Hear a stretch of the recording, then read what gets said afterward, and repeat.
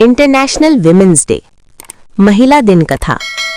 एका छोट्या गावात सायली नावाची एक हुशार आणि मेहनती मुलगी राहत होती। तिचे स्वप्न होते की ती मोठी होऊन डॉक्टर व्हावी आणि गावातील लोकांची सेवा करावी। पण तिच्या गावात लोकांना वाटायचे की मुलींनी जास्त शिक्षण घेऊ नये। सायलीची आई मात्र धाडसी आणि समजूतदार होती। तिने सायलीला नेहमी प्रोत्साहन दिले। आई म्हणायची, मुलगी असो वा मुलगा, दोघांनाही स्वप्न पाहण्याचा आणि ती पूर्ण करण्याचा हक्क आहे। सायलीने खूप अभ्यास केला। अडचणी आल्या, लोकांनी टीका केली, पण तिने हार मानली नाही। काही वर्षांनी सायली डॉक्टर बनली आणि आपल्या गावातच दवाखाना सुरू केला। तिच्या कामामुळे गावातील लोकांचे जीवन बदलले।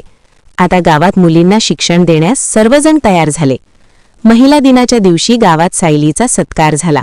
सायली म्हणाली, प्रत्येक स्त्रीमध्ये शक्ती, सहनशीलता आणि जिद्द असते, तिला फक्त संधी द्या।